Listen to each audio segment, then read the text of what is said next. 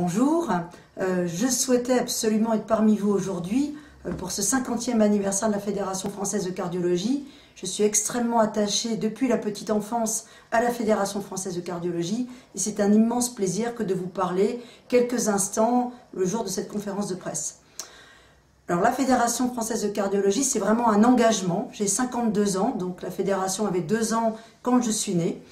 Aujourd'hui, je pense qu'on peut encore améliorer les choses, faire progresser cette très belle structure qui est actuellement le porte-parole de la prévention cardiovasculaire en France, auprès des patients, auprès du grand public, auprès des institutionnels.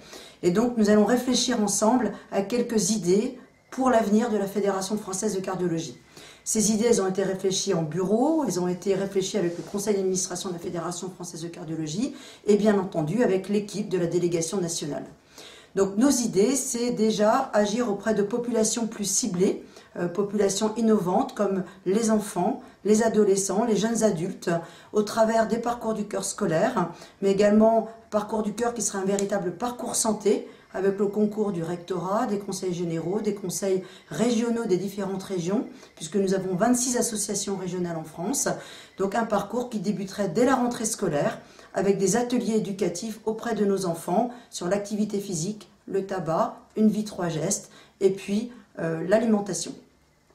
Ces enfants ensuite prépareraient l'événement national du mois d'avril avec leur éducateur sportif, leurs professeurs de SVT pour les plus grands, les maîtresses, et ainsi ce serait vraiment un événement de sensibilisation, car je crois profondément que l'enfant est un vecteur de prévention, qu'il acquiert des données pour lui-même, mais qu'il peut aussi les ramener à la maison, notamment dans les milieux de précarité. Donc agir sur les enfants, pour nous, c'est fondamental. Pour les 50 ans à venir, ces jeunes enfants seront nos adultes de demain, qui auront 50 ans demain.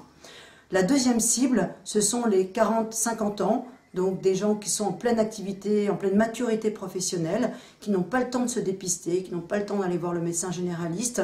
Et ce sont des gens qui sont hyper exposés. Je pense en particulier aux chefs d'entreprise, aux chefs de service, hyper stressés, qui sont parfois fumeurs, même souvent fumeurs, et qui peuvent rentrer dans la maladie cardiovasculaire par l'arrêt cardiaque. Donc c'est communiquer auprès de ces populations, organiser des conférences grand public dans les entreprises, inciter à la formation aux gestes qui sauvent dans les entreprises, avec des partenariats avec celles-ci, pour agir sur cette tranche de population. Troisième cible, ce sont les femmes, bien évidemment les femmes, puisque la maladie cardio-cérébrovasculaire est la première cause de mortalité aujourd'hui chez ces femmes. Une femme sur 3 va décéder d'un accident cardiaque ou cérébrovasculaire. Il y a une progression des infarctus chez les femmes de moins de 55 ans.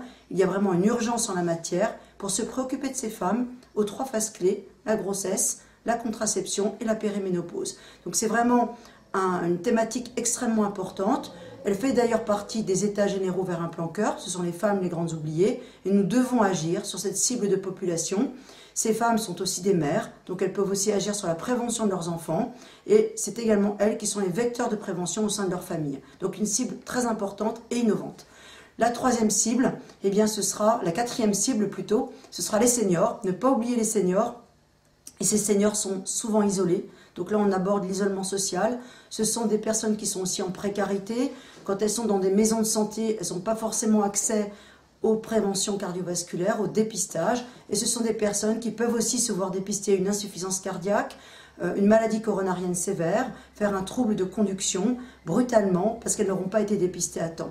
Donc vous voyez, c'est un champ relativement large, mais on a donc un cercle vertueux de la prévention cardiovasculaire au niveau des tout jeunes enfants, en abordant les parents, en abordant les grands-parents, et finalement, on essaye d'agir avant le premier événement cardiovasculaire, si possible, mais après, malheureusement, certains d'entre eux se verront découvrir la maladie cardiovasculaire au décours d'un accident aigu, auront eu la chance d'être sauvés avec une vie 3 gestes, et là, il faudra également agir.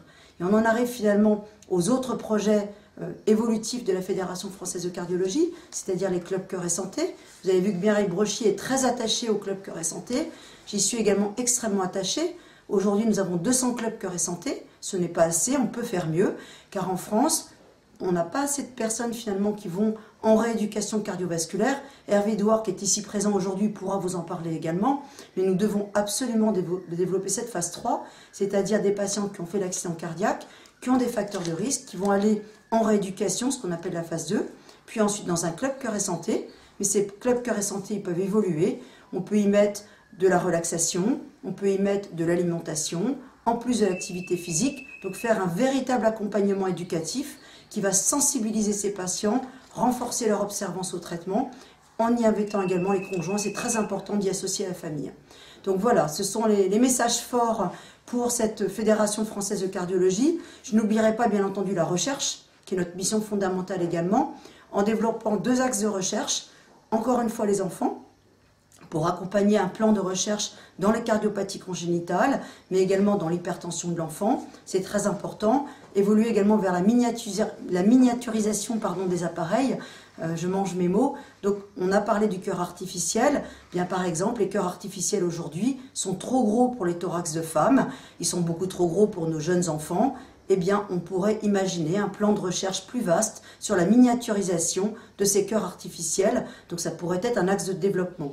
N'oublions pas aussi que toutes ces actions que nous voulons mettre en place pour la prévention doivent être évaluées. En méthodologie de projet, si nous menons des actions de prévention vers les scolaires, eh bien, il est important d'évaluer cet impact de la prévention chez les scolaires. Là, cela rentre dans des vastes plans de recherche, de prévention, d'épidémiologie, de registres, où on pourrait évaluer l'impact de ces actions menées par la Fédération française de cardiologie sur la santé de nos jeunes adultes à 10 et à 15 ans plus tard, par exemple. Voilà, donc je vous remercie de votre écoute. J'étais très contente de pouvoir partager ce moment avec vous, en espérant avoir le plaisir de vous revoir à une autre occasion.